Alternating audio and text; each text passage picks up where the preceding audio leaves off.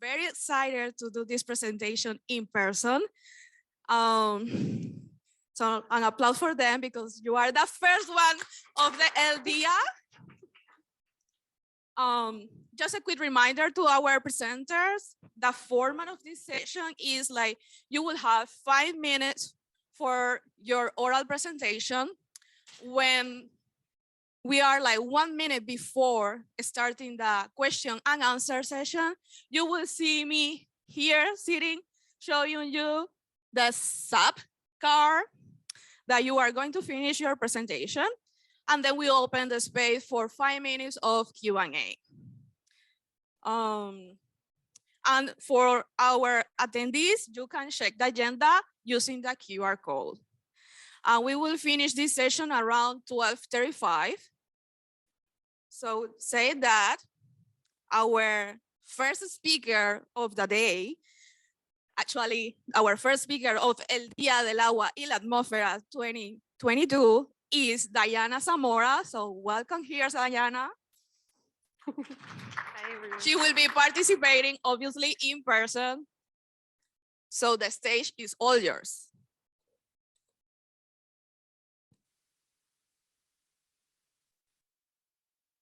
Right. Can you hear me? Can everyone hear me fine? Yeah. Okay. Not really? There?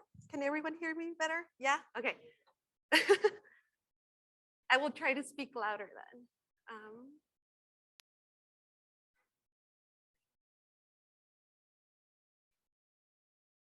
There? Oh, like over there? Okay. Oh, like over here. Oh, I'm sorry. I forgot how all of this works. When does my time start? Sorry. Does it start like now? Yeah, you can start there. You have freedom to move wherever you want and just Okay. start talking. Okay. All right. So hi, everyone. My name is Diana, and I'm a PhD student in hydrology. And today I'm going to be talking to you about the increasing variability in the hydroclimate over California in the past and its context between the past 600 years. And so it's not working. Check is turning on in the corner. It's on. Okay. Oh, there we go. Okay. Oops. Okay. So California has been under drought for the past decade, and starting in 2011, a very abnormal and resilient high pressure system caused multiple years of low precipitation and high temperatures. And by 2014, as seen in this figure, it resulted in statewide extreme or exceptional drought. And this caused Lake Oroville, which is the second largest reservoir in California, to operate at 30% capacity. And it also led to billions of dollars in economic damage. But California is very well known to flip in precipitation-wise. And so by 2017, you had the complete opposite, that you had a lot of winter storms just being steered towards the state, and this caused record high precipitation. And it also led to a lot of floods and landslides and highways being closed. And in a turn of events, it also led Oroville Dam to almost collapse. And so these very extremely wet events do alleviate some of the drought, but they've also led to an abundance of grasses, which have helped to fuel some of the largest wildfires in recorded history over California, such as the Camp Fire in 2018, the August Complex in 2020, and the Dixie Fire just last year. So for my dissertation, one of the first questions that I have is whether we see this rising variability over the instrumental record. And the second is if we can place this increase in variability into the longer term context using tree rings. And so for both instrumental records and for tree ring data, I use this very simple metrics, which is the standard deviation, the 90th percentile and the 10th percentile. using 31-year running windows. And then we calculated trends, 50-year trends using this transform series. So for the first question, can we see this increase in variability in the instrumental record? The main answer is yes, we can see it. I published this research earlier this year, and from the top left figure we see that Northern and Southern California has a rising increasing variability, and it is mostly caused by weather extremes, which you can see in the middle panel. And one of the most important things about this is that this is echoed in the stream flow, which are completely different records. And it's again the same, it's increasing wet extremes. And then the second one, can we place this research into the longer term context using tree rings? And so this is a little bit of a busy graph, but what I wanted to show you is that the current record, which is in the green right here, we do see this rising variability. And again, it's also caused by wet extremes. And the only other comparable period is in the 16th century. And you do see increasing variability across all of California. But in this case, it is driven by dry extremes. And so it's a completely different driver. And so why does this matter? There's a lot of reasons why this matters, but the most important one, in my opinion, is that this shows that California is not living in the average anymore. Most of the changes seen in the extremes, and we are living under the extremes. And this leaves room for California to adapt to this changing climate. And that is it. Thank you. I will take any questions. Thank you, Diana. That was awesome. Just in time.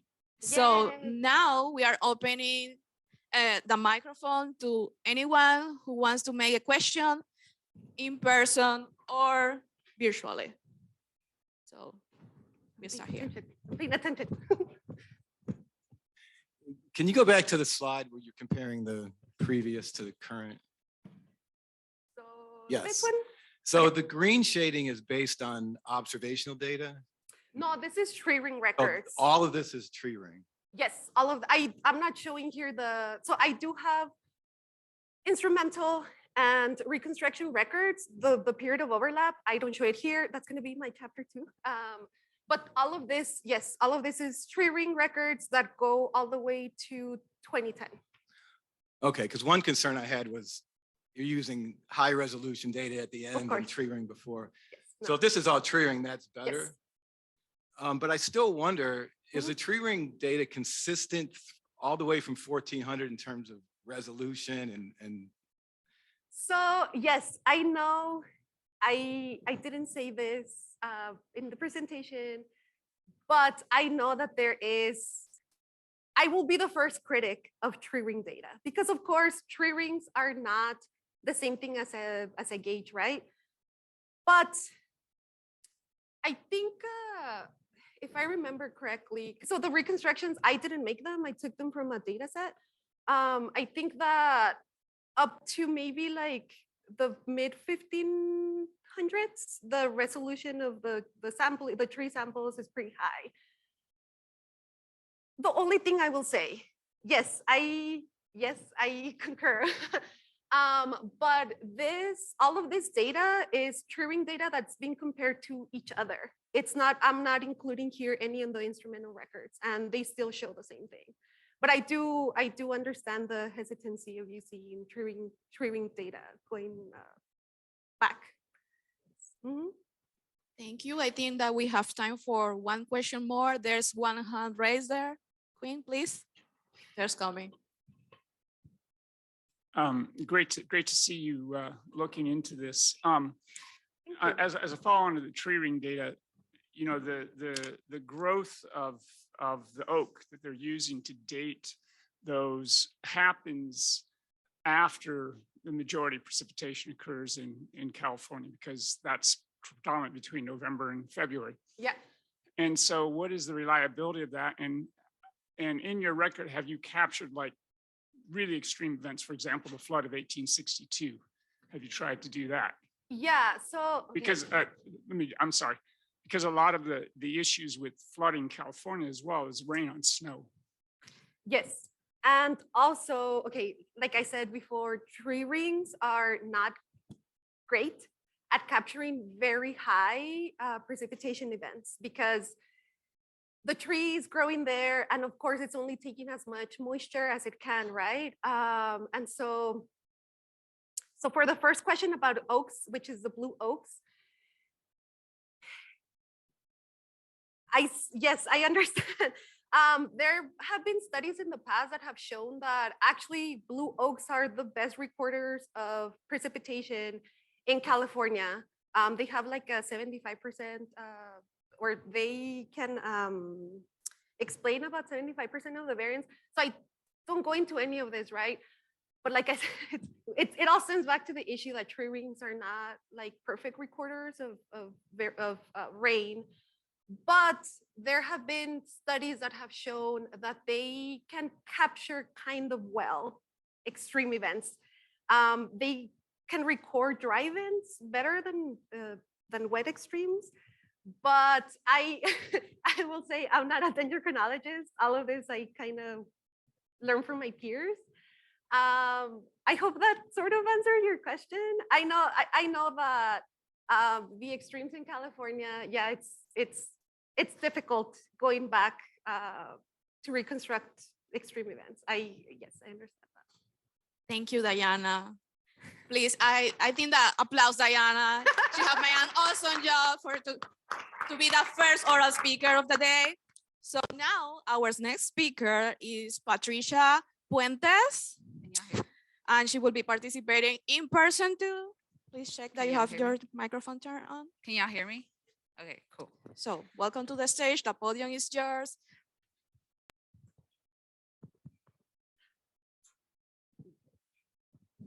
Can y'all still hear me or no? No? Okay. How about now? I guess I'll hold it. All right. Hello, everyone. My name is Patricia Puente. I am a PhD student in the Applied Math program working in hydrology. And I'll be talking to you all about the connections between low frequency streamflow extremes and nonlinear dynamics in the upper Colorado River Basin. And so as many of you guys have heard, currently we're in a mega drought in Western United States. But not only that, these studies have shown that it's the worst in recorded history. But looking back to reconstructions dating back to the 800s via soil moisture, it's pretty bad. And so not only are soil reconstructions are existent, long stream flow reconstructions via tree rings, as Diana has mentioned, they have actually led to the understanding of these extreme periods and the importance of low frequency variability and the risk of hydrologic shifts. But they have not looked at the variability of long-term predictability. And you guys may be asking yourself, what is predictability? A study by Rajagopal in 2019 applied a nonlinear embedding to streamflow reconstruction, which dates back to 1490. And they showed that these epochal shifts of predictability regime exist. So what is predictability? It's quantified through the Lyapunov exponent. The Lyapunov exponent is the rate of divergence or convergence of two points in the phase space. And so my goal is to show, use this long-term tree ring reconstruction at the Lee's Ferry to show that a relationship between predictability and streamflow signatures, such as rolling average and rolling variance. I won't go too deep into the methods, but if you look back at my recording, there is a more detailed explanation. Basically, we start with a streamflow time series, and this is via tree rings. We apply this wavelet filtering, which grabs the most significant components, and we get a signal streamflow reconstruction. Once we have that, we need our embedding parameters to calculate our predictability time series through the average local Lyapunov exponent. And so first, I will mention that predictability is kind of counterintuitive, where we have high predictability in the negative values of the exponent and low predictability in the positive values of the exponent. And so basically what we want to know is whether these periods of high and low predictability, if they have some sort of relationship with our stream flow. And so basically, if we pick just a period of high predictability, we're mostly in a dry period. But if we pick another high predictability window, we're neither in wet or dry. And so looking at the relationship of the stream flow average as a function of predictability, we see over time that there's really no consistent relationship with predictability. So we ask ourselves the same question with the variance, and here high variance means that there is an existence of extreme events, and low variances means that the stream flow is pretty consistent. So basically, picking these high variance windows, we see there's low predictability, high predictability, there's low variance. And so we actually see that there is some sort of linear relationship with these. And so we also see that there are not only this relationship is consistent through time, the variance does increase in most recent years. So we conclude that looking at the same long time series as previous studies, we do see that we provide a new perspective where variability in wet and dry periods are inconsistent as a function of predictability, but we see that there is a linear relationship between predictability and variance. Most specifically, there is variance is higher in recent years, meaning we do have more extreme events as seen in the previous articles that have been published. All right, thank you. Thank you, Patricia. That was awesome. 5 minutes clock. So now we open again the microphone to questions. There is one hand. Hi. I actually found really interesting your presentation. I could follow it very well, but one thing that I was it's like a comment / question. Yeah. So you say that higher variability is correlated with lower predictability, but isn't that like expected? Like something that has more variance is less predictable, right? So I'm wondering what's the point of that exercise? Yeah, so this is a good question. I asked this myself as well, because it is expected, if something that we think that is high predictable means that it's somewhat consistent, right? So we can predict from one state to the next because we are in that high predictability, and so we're consistent, right? But the fact that there's a relationship between that is what is interesting, because we're looking at stream flow, applying this wavelet transform and seeing that applying a nonlinear embedding has actually found like that relationship with just stream flow itself. Yeah. Thank you, Patricia. We have time for another question. Did I see a hand?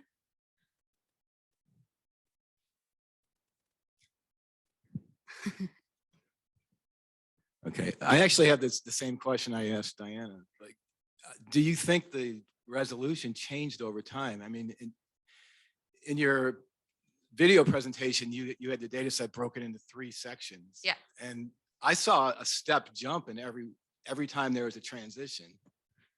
Yeah, so in the video, there was broken down, right? Right. You had 3 periods where you're either using tree rings or observed data. Yeah. I just wondered, the data itself is it comparable? I mean, is the resolution the same? I'm thinking one of the reasons you have higher variability now is because you're measuring it, so you get better time resolution of changes in stream flow than you could from tree rings. Yeah, that's true. Well, I guess in the aspect of like my research is that we're looking at extremes. We're looking at those like periods of, you know, either wet years, consistent dry years, or, you know, the variance of, you know, those different time periods, which are shown in the box plots here. We actually break it down with, you know, including all the years and then breaking it down based on like the past study here in orange and then the present day, the period of record. And so I guess back to your question about like whether we can combine it, I think so. Because I mean, how else would we, look at these things if we can't really go back in time, but there are the availability of tree rings, which have been used for previous studies to show, you know, the existence of mega droughts, the existence of these low frequency extremes, and so forth. Okay. Well, thank you to Patricia, please, an applause to her.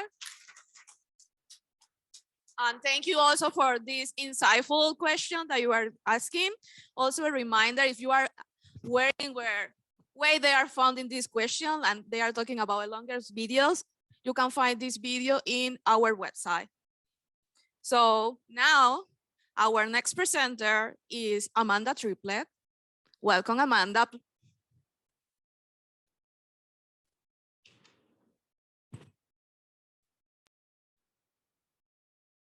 Are you ready?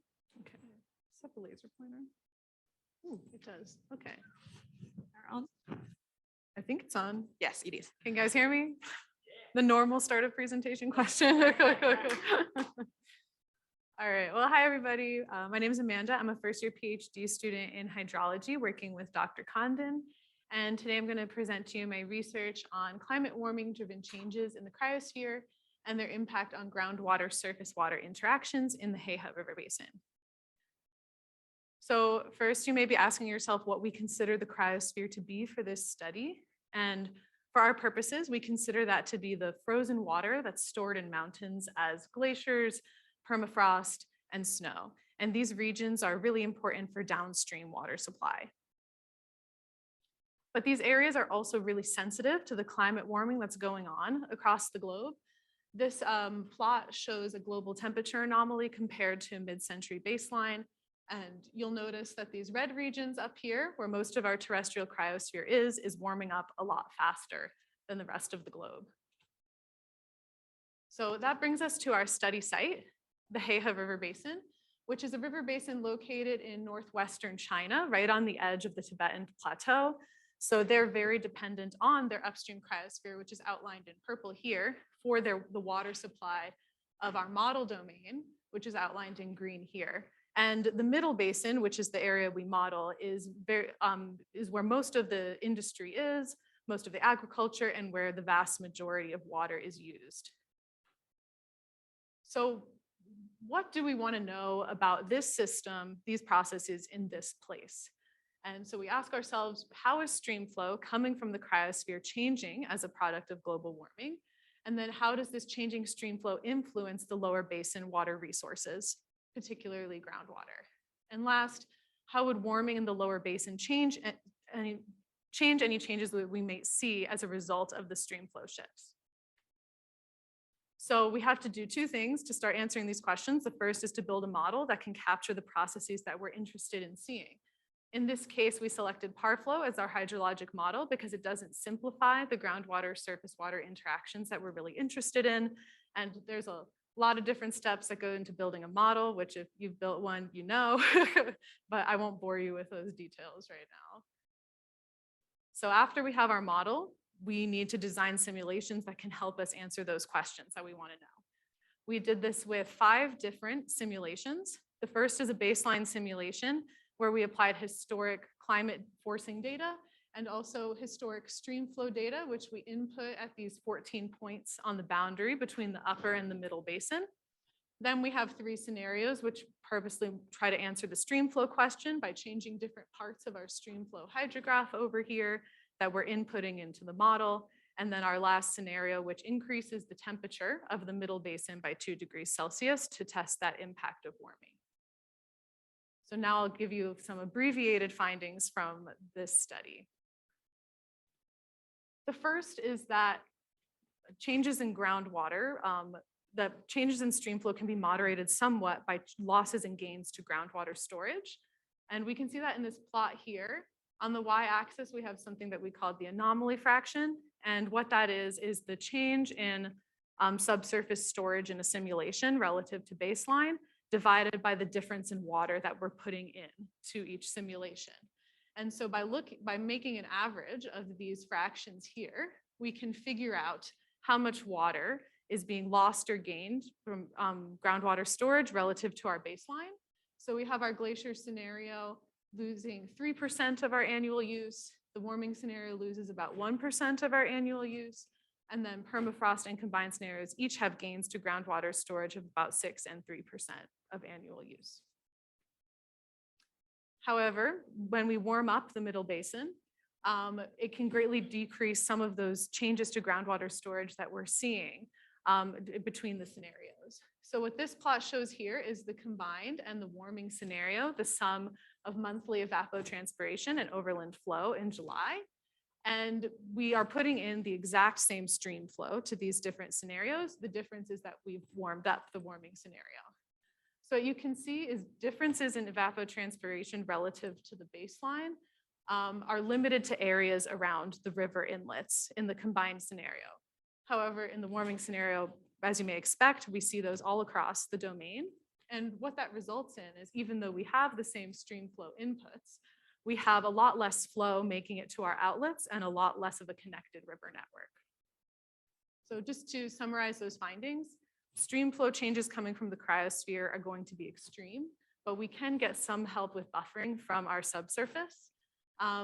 But however, increased warming can kind of change some of those stream flow signals we're seeing, so we can't look at either of these things in isolation. Thank you very much. I'll take any questions you have. Thank you, Amanda. Okay. Now again, Queen will be, oh, there's a hand already. Wow. Anyone from this side? Well.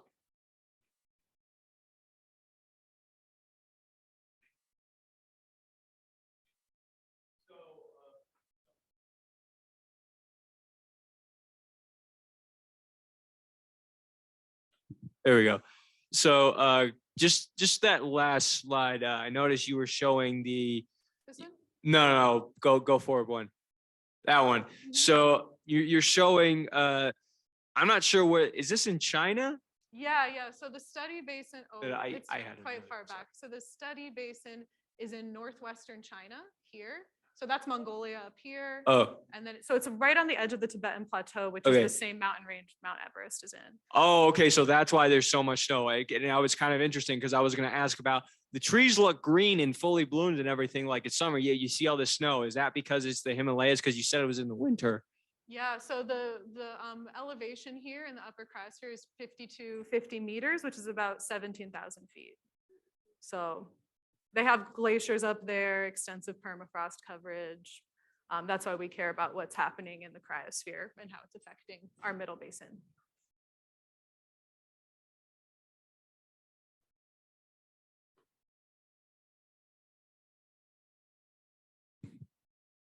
I have 2 questions. For the warming scenario, first is, how did you compute what the warming scenario is, or where are you getting that data? And the second question are you accounting for any possible changes in precipitation over time in the basin? Okay, so first question was about how we picked our 2 degrees Celsius warming. And we essentially picked that in part by reading the different IPCC reports that have come out and what they estimated global averages might be, what averages in mountain ranges might be. And then we also took it from different studies, specifically from the HEHA, which basically measured historically how many degrees Celsius it's been warming every year. So since we're trying to represent the middle of the century, we were kind of like, all right, if we're expecting about this level of warming every year, it'll be about 2 degrees Celsius for the period that we want to model. As for precipitation, we didn't explicitly take precipitation into account because we were looking kind of more closely at directly temperature-based impacts because they're a lot more certain in this region than the precipitation trends. And it also kind of becomes hard to disentangle the effect of precipitation from, so our base flow, our permafrost scenario applies an increase to base flow, and it becomes a little difficult to say, is that increase coming from increased precipitation or increased conductivity of current levels of precipitation? So we focused on just the temperature impacts. But of course, they're very important.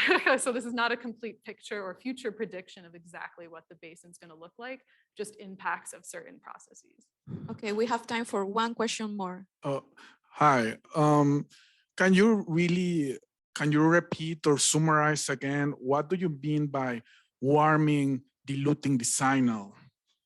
Sure. So let me go back here.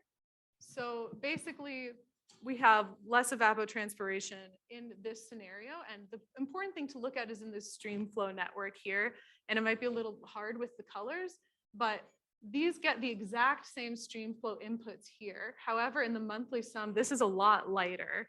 So even though we're putting in the same stream flow, that increased ET is changing our stream flow system. And also over here, that part of the stream network is just almost gone completely. We can't see it on this scale. And that's a function of warming up the basin. And you can kind of see it in this plot also. Again, we're putting in the same amount of stream flow, but because of that increased warming, we actually end up with a total loss to groundwater storage rather than in a gain with the combined scenario. So the impact of warming is pretty powerful. Sorry? Microphone, please. Where is the microphone? Yeah. Okay. Actually, I think that we need to finish. You can ask me after. At the end, if we have a little more time, we can go back to that question. Thanks for the great questions, guys. Yeah.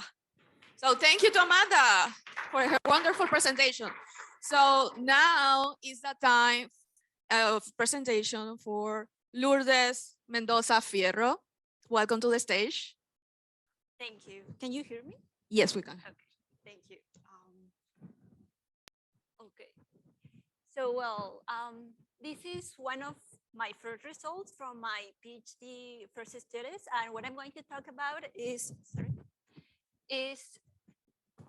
like this. Thank you. So what I've been working on is evaluating extreme precipitation forecast events in Tarapacá, Chile region using convective permitting modeling. Well, why this region and what kind of problems are there? So recently, there has been some studies about how extreme precipitation events have been experienced in Chile, and particularly in this region, which is located in a desert area between a coastal area and a high latitude mountain range, which is the Andes. So extreme precipitation events have been occurring, but also there has been some previous studies that have shown that particularly Chile is it's influenced by climate change, which is going to highly increase the amount of how much events or extreme precipitation events are going to occur in the future years.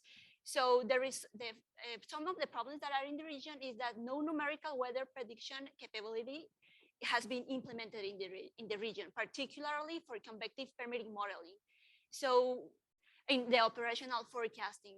So solving these kind of issues is going to make available for the region to kind of assess in a way all the economical and socioeconomical impacts that these kind of events have, like for flooding, landslides, on all the impact that it has.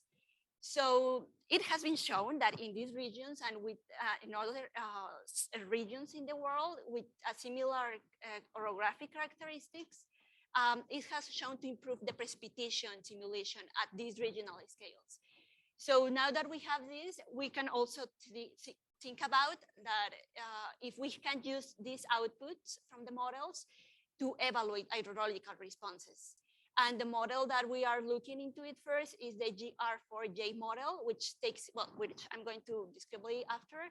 And after this, our main purpose of this project right now is to design an ensemble real-time system for deterministic weather forecast in this region using convective permitting WRF model, which means high resolution, in order to improve the short-term extreme precipitation forecast capability.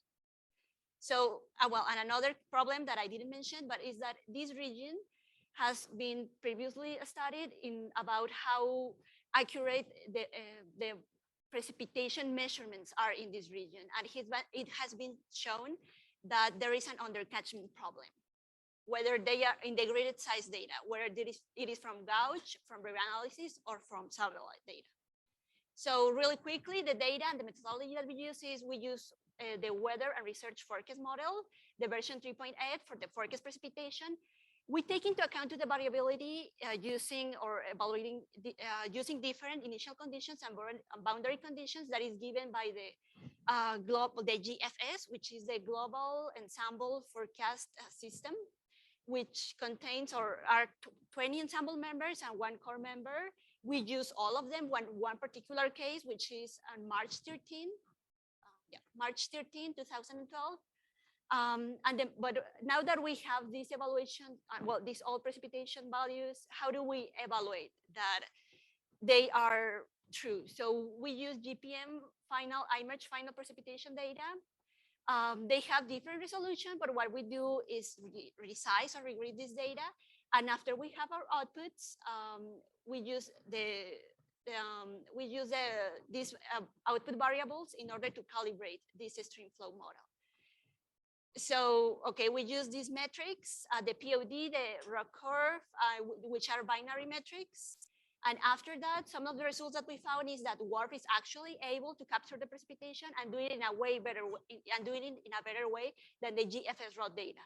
So we also show that from the forecast, the binary metrics skill, which are the POD, CSI, and FAR, they also show this improvement. And we try 2 different thresholds, since one is just for measuring rain and the other one is for particularly extreme precipitation events. And the rock curves is just to measure if the forecast is good or bad and which one does better. And this is for WRF outputs. This is for GFS raw data, and the improvement is way, way higher. So after that, for future work, we are going to use this output in order to calibrate our model and probably use it or propose like a new metric to evaluate our output models using the model stream flow response. So that's it. Thank you so much. So is there any question for Lourdes Mendoza? Here. Hi, Lourdes. Thanks for your talk. That was very good.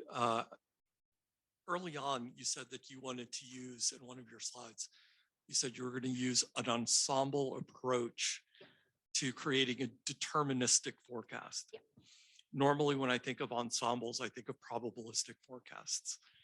And so I'm just wondering if you could explain how you take an ensemble to make a deterministic forecast.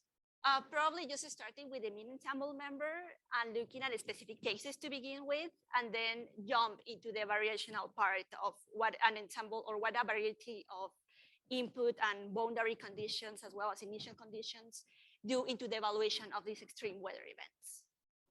I hope that answers the question. Okay, thank you. There's the back.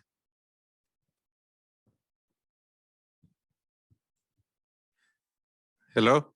I have a question. Why are you using GR4J as model for the stream flow? Because from my experience, GR4J is not a very good in this region. Can you repeat your question? Why are you using, or what is your idea, use GR4J as model for the stream flow prediction? Because some studies are showing that this is not a good model for that region. Well, we're just starting to approach this idea that we have, because as I said before, we have the undercatchment problem in this region. So sometimes it might look that the observations are lower than our model. So it makes us wonder if it is like over prediction of overestimation of the precipitation. So what we want to do first is kind of address also this problem, because it's not also, as I said, satellite, but it's also on the like observational in situ data. So we are just starting with this to see how this works, and later on maybe try WRF Hydro or other different models. But this is like a start point to work with. Okay, we have time for one question more. If not, I have a question. I was wondering, why do you pick Chile? Because the region, well, I don't have the map here, but it kind of gives you a sense that the orography and some of the climatological characteristics, which is located like in a desert, and they have some kind of high latitude mountain ranges, in a way kind of resembles Tucson, which we also have like, not about the coastline, that's totally not, but at least in that, and that we need this high resolution convective modeling working, working in this area. And also there are not many studies that have done what we are trying to do in this region. Thank you, Lourdes. An applause for Lourdes, please. You have made an awesome job. And continuing with our oral presenters, now is the time for Neha Gupta. So please welcome to the stage, Neha. Be sure that you have your microphone on. Can you guys hear me? No. How about this? There is better. That's better? Okay. Also, cheers to the organizers for running a very tight ship and keeping everything on time. That is very impressive. So I'm going to be talking today about some of my PhD research here in the department focused on evaluating the influence of neighborhood scale green stormwater implementation in Tucson, Arizona. Where's the clicker? This is my first in-person presentation since February 12th, 2020. Okay, so how do I make okay, there we go. Okay, so kind of just jumping into the introduction, we have a lot of presentations around green stormwater infrastructure today at Aldea, so I don't want to spend a lot of time, but essentially, this is an example of what green stormwater infrastructure looks like in Tucson, and they're really installed to help alleviate some of the issues associated with urbanization. We're in the process of paving over original landscapes. We create a lot of impervious surface areas by developing our roads, our rooftops, our parking lots, in addition to channelizing some of our flow. So this can create a lot of issues and exacerbate existing issues with flooding and water quality. Here's an example of a flood in Tucson, Arizona that's relatively common during our intense monsoonal events. I took that right from my front doorstep at the time. And this here is a diagram from a book by local activist Brad Lancaster detailing some of the function of installing these features, which can be installed both below the curb or in this one in front of the curb, and also positively influence traffic. But as these features are installed in the interstitial spaces of our existing urban landscape, there is often not consideration given to how these features collectively function on the watershed scale, which is what the focus of my research has really been looking at the influence of green infrastructure on two paired watersheds located in Tucson, just north of the university and just south of the university, which both have a nested above below monitoring design. So flow is to the left in this scenario. So you see that between our upstream and downstream monitoring points, we're bounding an area of what we consider relatively high green infrastructure implementation given social conditions of our neighborhoods. So we collected data using auto samplers housed in these conduits. This is a picture of what it looks like inside, where we also collected water quality samples throughout a number of runoff events. So this is an example of one of our field sites. This is the site located just down here. So you can see that we both have some concrete channels, but also this one represents an unlined channel with a lot of riparian vegetation. And also in terms of rainfall, which was very important in this study, we used the citizen science rainlog.org database, which has locations dispersed all throughout the city, which were spatially interpolated along with in the region to get our rainfall values. So we really focused on analyzing paired runoff events where we had flow both at the upstream and the downstream location. And this allowed us to do things like create linear regressions to see if the downstream responses could be predicted as a function of what's happening upstream. It also allowed us to calculate differences in runoff volumes between our sites, and also just take a stab at comparing population differences of a number of runoff metrics between our upstream and downstream sites, and then compare those differences across our paired watersheds. Overall, one thing that I would note is that it was clear that we have a very flashy system where each one of these dots is 1 minute apart. Similarly, we analyzed our water quality data. We focused on 9 storms across the monsoon seasons between 2016 and 2018, focused on the high school watershed.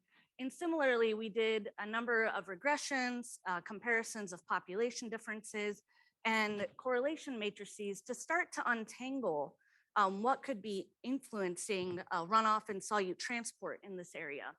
And I will note, I know that I'm quickly running out of time, that we do see very limited attenuation of peak flow and maximum concentrations in our system. What I want to leave off with some key outcomes is that the need to increase the scale of GSI implementation, because even in our watersheds where we thought we had a high implementation, we realized quickly that that only accounts for 0.06% of the total watershed area, and these are small urban watersheds. Our processing is very spatially and temporally heterogeneous, along with all the variation that comes with the runoff and our precipitation events themselves. So really leading us to, it would be great to have an experimental watershed in an urban system to be able to disentangle some of these responses and the variation, both in the inherent landscape, but then also due to urbanization itself. And I'll leave off with a number of acknowledgements and open it up to questions. Thank you, Neha. So is there any question for Neha? Oh, Amanda. Hey, okay. So I was wondering if it's maybe not feasible to have like as wide a spread of green infrastructure as you'd like, if you could use a study like this to figure out where the best locations might be to have the highest impact. So this study, we're really looking at like an aggregate scale across the watershed. But one thing I left out in the name of time, and just briefly glanced over this, but this is difference in volume between the upstream and downstream location. So negative values indicate that there was less runoff volume at the downstream location. And for this site and the amount of green infrastructure installed, we really couldn't directly tie that level of implementation to this scale of impact. But what we really think is happening is that it's an online channel where plenty of opportunity for channel transmission losses, which we know is a big control on hydrologic transport in this region. So I think the thing that I would say is to really just go for scale.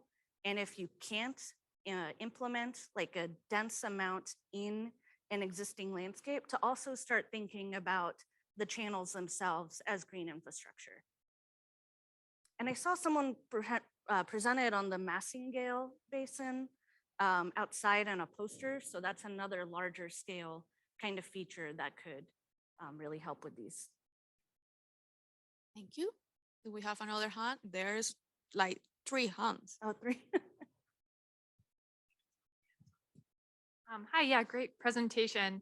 I was just wondering if you'd considered the Dunbar Springs neighborhood to add to the areas you were looking at? Yeah, actually, so the picture I took was in Dunbar Springs because I used to live there for a number of years. The reason that Dunbar Springs was not included in this study and in this design was because these were actually watersheds with channels that we could use to bound kind of that area of implementation. And we don't really have a similar channel draining Dunbar Springs directly that we could instrument. Let's see.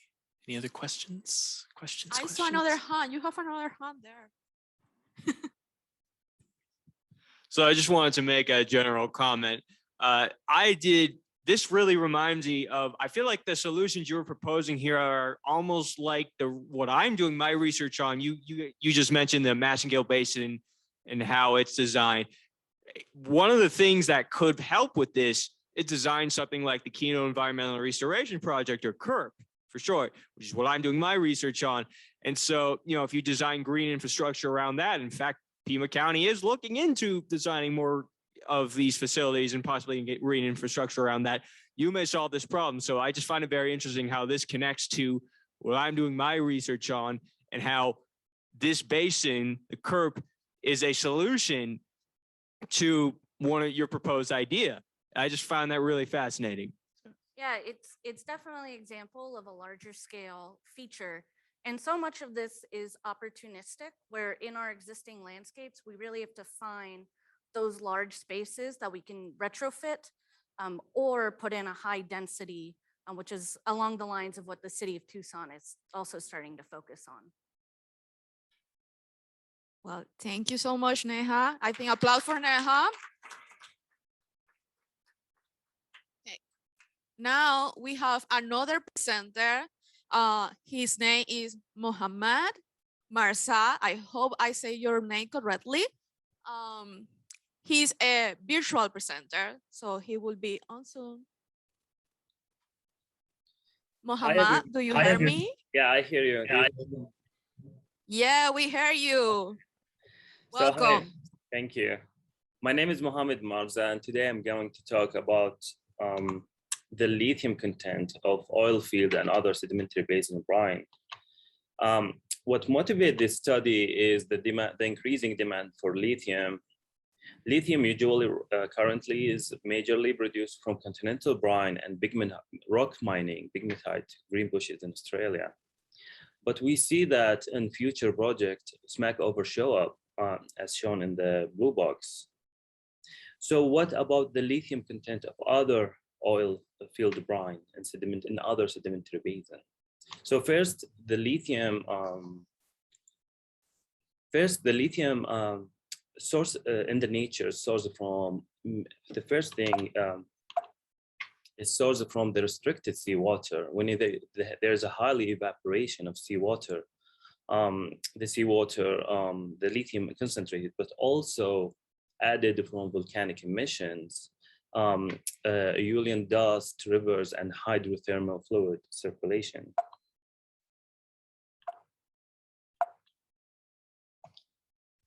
I should say next. Yeah, next, please. Okay, but after burial, still there's a possibility of lithium enrichment from volcanic material such as the rhyolitic tuff, detrital sediment, and shale layers. So the first question of this study, what is the range of lithium concentration in sedimentary basin across North America, first of all? Do we see that the concentration, this figure ranked the concentration from the maximum to the lowest in milligram per liter for different basin, and we combine the three first basin because all have smackover formation, a major point of reference for this study. But we also selected the other Appalachian Paradox Williston Basin, and we noticed all these figures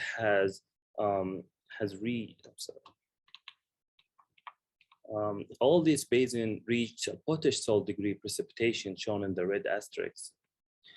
But to go deeper, we ask, how does the lithium concentration varies within these basinal sedimentary basins and basinal brines? So the first example is the Gulf Coast, East Texas, Alcely Basin combined together, and we see the Smackover reach very high concentrations, more than 1,000 milligram per liter. Another example is the Paradox Basin. I choose it because I think it is very important finding that Paradox Basin reach also very high lithium concentration, up to 500. So what the other question of this study is what geochemical parameters that may predict the high lithium in other basinal brines. We see that these lithium-enriched basinal brines shown in these figures are related to the evaporation of seawater. The black line show the trend of evaporation of seawater, and the Smackover reach very high evaporation to the potash salt precipitation stage. We also saw, comparing the lithium to the black line, which show the evaporation of seawater trend, we see there is enrichment compared to the seawater, indicating the lithium is added by water-rock interaction. And this is confirmed in other figures, but not going to shown in this 5-minute slides. So this table show the result of the study. It showed the reservoir data for the selected basinal brines, but also show the produced water data. In case we don't have flow rate data, we usually use the permeability and thickness for information as indication. Firstly, we see that the Smackover is very high potential for lithium extraction, as shown in the previous study. The shale unit also have very high lithium concentration, but very low lithium flux because of the low permeability. Other formations that doesn't have flow rates, such as Oriskany sandstone or Clinton Medina group, have very good permeability and very good lithium concentration, which are promising. Even though the Williston has lower flux compared to other formations, but there are many basinal brine with a good rate that, if combined, might produce very good amount. These data, by the way, by well. So the more well you have, the higher is the number of the lithium flux. The Paradox Basin also have a maximum high flux, 111. 3 wells from Paradox formation equal with a max production can equal 1 well from the point of reference, which is Smackover formation. So the conclusion of this study is lithium comes from evaporation of seawater, but enriched from other rock-water interaction. And the lithium is high in shale unit, but unfortunately the production rate is very low. Most of the Williston Basin brine are promising for lithium extraction, especially if gathered. Paradox Basin is another promising formation, but worth more investigation. And thank you very much. Thank you, Mohammed. So now we have the microphone in the room. If someone have questions in person or also in the virtual chat, we can receive questions. Okay. There is one hand from Tom Mexier. Okay.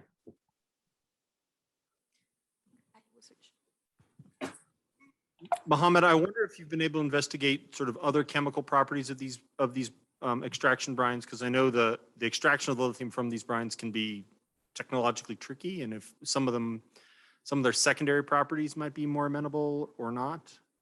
Yeah, we did in the longer slides. I showed that the magnesium concentration also effective chemical constituent, because magnesium has similar properties to lithium and make a lot of problem during the production.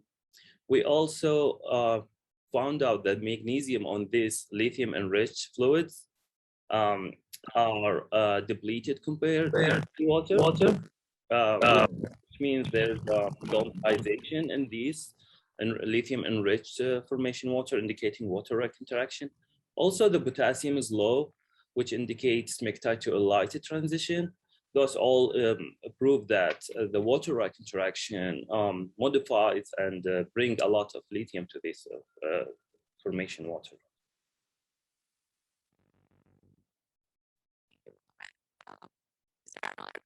question from him. Okay, if not, I will ask you a question. What question or challenge were you setting out to address your research? Like when you were starting doing this, what was the research question? The research question is, we know that the continental brines and the rock mining are providing a lot of lithium, but we saw that the basal brine that's produced as a side product when hydrocarbon production happens, the water comes with the oil that re-injected. So the question is, if the smackover has high lithium, what about the other formation lithium content that could be used for mining instead of re-injected back without mining it? So this is the main question of the motivation for this study. Thank you, Mohammed. We have another question in our room. Yeah, can you talk a little bit more about the data sources for this this work and what you had to do to gather the data and kind of a little bit more about your methods and how you pulled this together? Yeah, so the data are majorly from the USGS produced water database, but we have data from the Williston Basin and the Paradox Basin.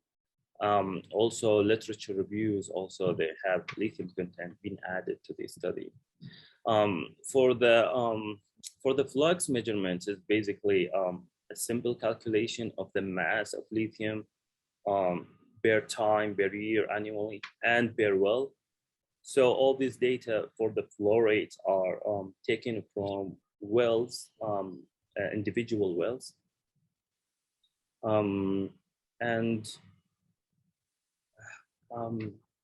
I think this is majorly the main procedures of making this results.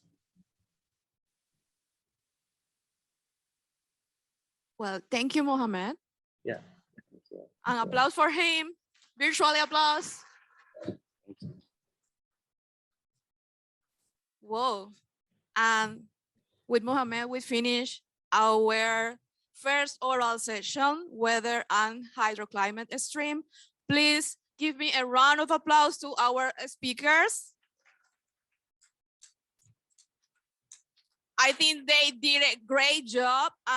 If this was a run of talking about hydroclimate stream from Arizona, California, China, Chile, Australia. So we were in a lot of places. So this was a wonderful speaker session. Now at this time, I think we did it great, just in time to have now the lunch meal, which will be in the second floor. After that, we will come back to the lecture hall where we will have our lunch speaker, Steve Water. So thank you for your participation, and please go upstairs to the second floor.